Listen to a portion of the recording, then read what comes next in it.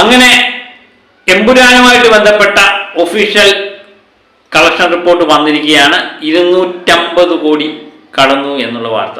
അല്പം മുമ്പാണ് അവരത് ഒഫീഷ്യലായിട്ട് പുറത്തു വിട്ടത്. നമ്മൾ വളരെ നേരത്തെ തന്നെ നമ്മൾ പുറത്തു വിടുകയും ചെയ്തു. വളരെയധികം സന്തോഷമുണ്ട്. ആദ്യമായിട്ട് പുറത്തു വിട്ട വ്യക്തി നമ്മളാണല്ലോ അല്ലേ. 250 കോടി നമ്മുടെ എമ്പുരാൻ നേടി എന്നുള്ള വാർത്ത. അപ്പം എമ്പുരാനുമായിട്ട് ബന്ധപ്പെട്ട ഇപ്പം വരുന്ന ഏറ്റവും പ്രധാനപ്പെട്ട വാർത്ത ഇത് തന്നെയാണ്. പിന്നെ മലയാളത്തിൽ ആദ്യമായിട്ടൊരു സിനിമ 250 കോടി ടച്ച് ചെയ്തു എന്നുള്ള ഒരു പ്രാധാന്യം ഇതിനുണ്ട്. കാരണം ഇത്രയും നാളായിട്ടും 240 കോടി നേടിയ മഞ്ഞുമൽ ബോയ്സ് ഉണ്ടായിരുന്നു കൂടെ. ഇപ്പോൾ 250 കോടിയിലേക്ക് കടന്നേക്കുന്ന ഒരേ ഒരു ചിത്രം അത് എമ്പുരാൻ മാത്രമാണ്. ഈ റെക്കോർഡ് തകർക്കാൻ വേണ്ടി വീണ്ടും ഒരു വരവ് കൂടി നമുക്ക് വരേണ്ടി വരും എന്നുള്ളതാണ് അവസ്ഥ. അല്ലെങ്കിൽ ഏതെങ്കിലും അത്ഭുത സിനിമകൾ ഇതിൻ്റെ ഇടയ്ക്ക് സംഭവിക്കണമായിരിക്കും അല്ലേ. സംഭവിച്ചോട്ടെ. അല്ലെങ്കിൽ റെക്കോർഡുകൾ തകരാൻ വേണ്ടിയല്ലേ അല്ലേ. ഇനി നമ്മൾ നോക്കുന്നത് ഇത് 300 കോടി കളക്ട് ചെയ്യുമോ എന്നുള്ളത് മാത്രമാണ്. അതിനുവേണ്ടിയാണ് നമ്മുടെ കാത്തിരിപ്പ്. ബാക്കിയെല്ലാം നേടിക്കഴിഞ്ഞിരിക്കുന്നു എന്നുള്ളതാണ്. പിന്നെ കേരളത്തിൽ നിന്ന് എത്ര കോടി നേടുന്നു എന്നുള്ളത് നമ്മൾ നോക്കിക്കണ്ടാണ്. എമ്പുരാന് മുമ്പിൽ ഉള്ള 2 ചിത്രങ്ങൾ, ഒന്ന് 85 കോടി നേടിയ പുലിമുരുകനും മറ്റൊന്ന് 89 കോടി നേടിയ 2018. ഈ 2 ചിത്രങ്ങളാണ്. ഇതിനെ മറികടന്ന് ഒരു പോക്ക് എമ്പുരാനിൽ നിന്ന് നമ്മൾ പ്രതീക്ഷിക്കുന്നുണ്ട്. അത് നിശ്ചയമായിട്ടും നമുക്ക് ഉണ്ടാകും എന്ന് തന്നെ നമുക്ക് പ്രതീക്ഷിക്കാം. കാരണം ഇന്ന് 4 കോടിക്കടുത്തെങ്കിലും കളക്ഷൻ ഉണ്ടാകും എന്ന് തന്നെയാണ് നമ്മൾ സൈറ്റെല്ലാം പരിശോധിക്കുമ്പോൾ മനസ്സിലാകുന്നത്. കാരണം അതുപോലെ നല്ല ബുക്കിംഗ് നടക്കുന്നുണ്ട്. അപ്പോൾ അതുകൊണ്ട് 4 കോടിക്ക് മുകളിൽ ഇന്ന് പ്രതീക്ഷിക്കാം എന്ന് തോന്നുന്നു. 4 കോടി അല്ലെങ്കിൽ 3.5 കോടിയെങ്കിലും പ്രതീക്ഷിക്കാമെന്ന് തോന്നുന്നു. ഇന്നലെ 2,86,00,000 രൂപയായിരുന്നു. ആ കണക്കൂട്ടം നമ്മൾ തെറ്റിയായിരുന്നു. കാരണം ഇന്നലെ നമ്മൾ 3 കോടിക്ക് മുകളിലായിരുന്നു ശനിയാഴ്ച ഉദ്ദേശിച്ചത്. പക്ഷെ അത് കിട്ടിയില്ല. 2,86,00,000 രൂപയാണ് കിട്ടിയത്. ഇതിനിടയിൽ പല വ്യക്തികളും പറഞ്ഞുണ്ടാക്കുന്നതുകൊണ്ട് എമ്പുരാൻ കാണാൻ ആളില്ല എന്ന്. 250 കോടി നേടിയിട്ട് 10ാമത്തെ ദിവസമാണ് ഈ പറയുന്നത് തിയേറ്ററിൽ പടം കാണാൻ ആളില്ല. എന്തൊരു വിരോധാഭാസം അല്ലേ. 250 കോടി ടച്ച് ചെയ്ത വേറൊരു മലയാള സിനിമ ഇല്ല. എന്നിട്ടും പറയുന്നത് എമ്പുരാൻ പൊട്ടിപ്പോയി എന്നാണ് പറയുന്നത്. ഇതൊക്കെ പറയാൻ അല്പം ഒരു ഉളുപ്പ് വേണം എന്ന് മാത്രമേ ഇങ്ങനെ പറയുന്നവരെ ഞാൻ ഓർമ്മിപ്പിക്കുന്നുള്ളൂ. നമുക്കതിന് പ്രത്യേകിച്ച് മറുപടിയൊന്നും കൊടുക്കാനില്ല. കാലമാണ് ഇതെല്ലാം തെളിയിക്കേണ്ടത്. അതുപോലെ തന്നെ റെക്കോർഡുകൾ കഥ പറയുന്നു അല്ലേ. റെക്കോർഡുകൾ കഥ പറഞ്ഞുകൊണ്ടേയിരിക്കും. ഇങ്ങനെയുള്ളവർക്കുള്ള മറുപടിയാണ് ഓരോ ദിവസവും വന്നുകൊണ്ടിരിക്കുന്ന റെക്കോർഡുകൾ.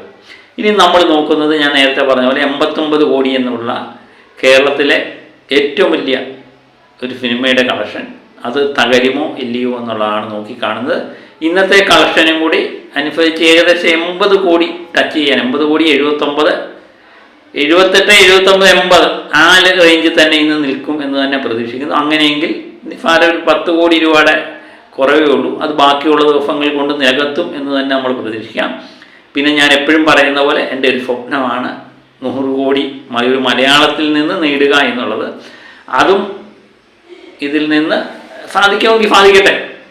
അമിതമായ പ്രതീക്ഷകൾ പാടില്ലല്ലോ അല്ലേ. അതുമല്ല, മിക്സ്ഡ് അഭിപ്രായം നേടിയൊരു ചിത്രം ഇത്രയൊക്കെ നേടാൻ പറ്റുക എന്ന് പറയുന്നത് നമ്മളെ അത്ഭുതപ്പെടുത്തുന്നതാണ്.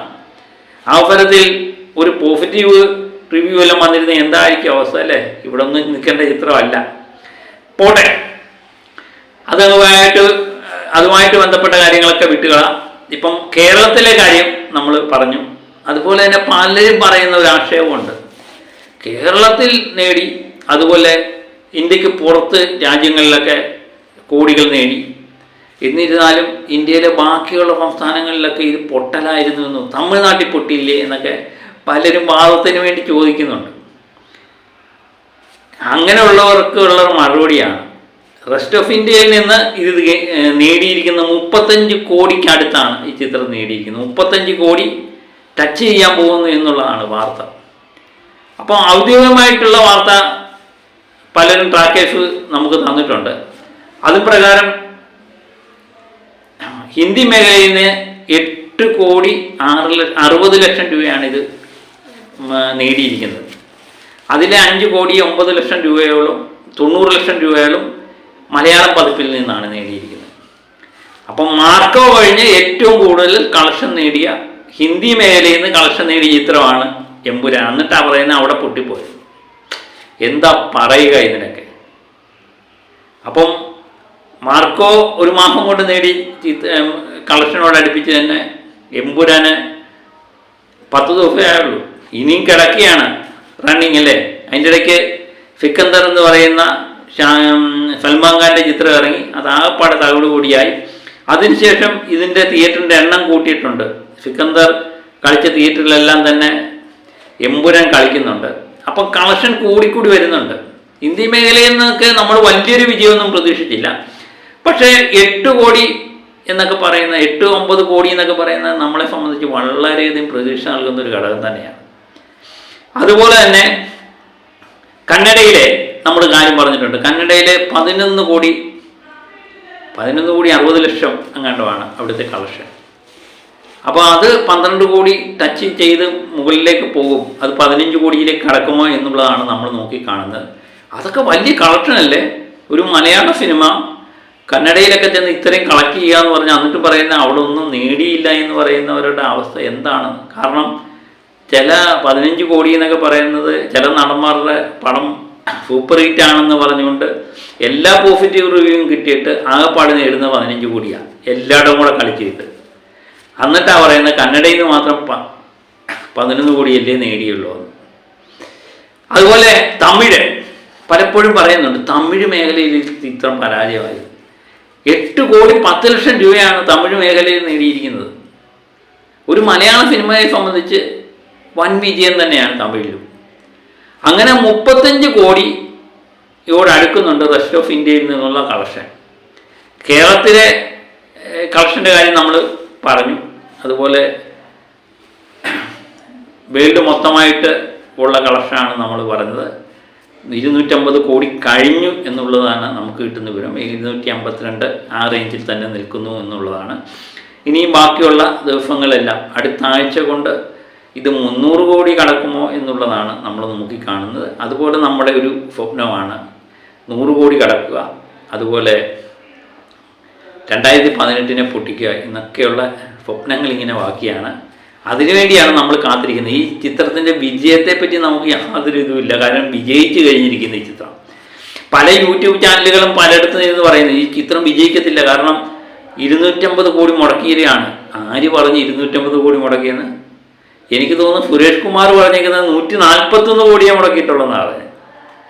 പിന്നെ ഗോകുലം പോകാൻ അല്പം കൂടെ കടത്തി 180ൻ്റെ കാര്യം പറയുന്നത് കേട്ടു. പൃഥ്വിരാജ് പറഞ്ഞ് ഈ പറയുന്നതൊന്നും മുടക്കിയിട്ടില്ല, ഒരു 150 റേഞ്ച് ഒക്കെയാണ്. അതുപോലെ തന്നെ തിയേറ്ററിൽ നിന്ന് കിട്ടുന്ന കളക്ഷൻ മാത്രമല്ല ഈ ചിത്രത്തിന് വരാനുള്ളത്. OTT അവകാശം വിറ്റിട്ടേ ഇല്ല. OTT അവകാശം വിൽക്കാത്തത് എന്തുകൊണ്ടായിരുന്നു? ഇതിന് 90 കോടി രൂപ ആവശ്യപ്പെട്ടു ലൈക്ക. ആ ഒരു വിഷയത്തിൻ്റെ പേരിലാണ് ലൈക്ക പിന്മാറുന്നതെന്ന് പറയുന്നത്. എങ്ങനെ പോയാലും 10-70 കോടി കിട്ടുമെന്നേ. പിന്നെ സാറ്റലൈറ്റ് അവകാശം, അങ്ങനെ പല അവകാശങ്ങൾ വിൽക്കാനുണ്ട്. വിറ്റതിന് ശേഷം ഒരു 100 കോടി രൂപയുടെ ബിസിനസ് നടക്കാനുള്ള സാധ്യതയാണ് കൂടുതൽ കാണുന്നത്. അങ്ങനെങ്കിൽ ഈ ചിത്രം വൻ വിജയമായി മാറും. അതൊന്നും കണക്കാക്കാതെയാണ് പലരും പറയുന്നത് ഇത് 250 കോടി മുടക്കിയിരിക്കുകയാണ്, അതുകൊണ്ട് 500 കോടിയെങ്കിലും നേടാതെ ഈ ചിത്രം വിജയിക്കത്തില്ല. ചിലവരൊക്കെ 1000 കോടി നേടണമെന്നൊക്കെയാണ് പറയുന്നത്. ഇതെങ്ങനെയെങ്കിലും പൊട്ടിക്കുക എന്നുള്ളതാണ് അർത്ഥമാക്കുന്നത്. ഇവർക്കൊന്നും സ്വപ്നത്തെ പോലും ചിന്തിക്കാൻ പറ്റത്തില്ല 250 കോടി നേടാൻ പറ്റുന്ന ഒരു സിനിമ ഇറക്കാൻ പറ്റുമെന്ന്. സ്വപ്നത്തെ പോലും ചിന്തിക്കാൻ പറ്റാത്ത കാര്യമാണ്. 250 കോടി കിട്ടുന്നൊരു ചിത്രം നിർമ്മിക്കാൻ പറ്റുമെന്ന് ഇവർക്ക് സ്വപ്നം കാണാൻ പറ്റും? ഇല്ല. എന്നിട്ട് ഇങ്ങനെ മോങ്ങിക്കൊണ്ടിരിക്കുക, അയ്യോ എമ്പുരാൻ പൊട്ടിപ്പോയി എന്ന് പറയും. ഇങ്ങനെയുള്ളവരോട് പ്രത്യേകിച്ച് യാതൊരുവിധ അഭിപ്രായവും നമുക്ക് പറയാനില്ല. അവരിരുന്ന് മോങ്ങട്ടെ. നമുക്ക് പുതിയൊരു വിശേഷവുമായി വീണ്ടും ഞാൻ എത്താം. Okay, by.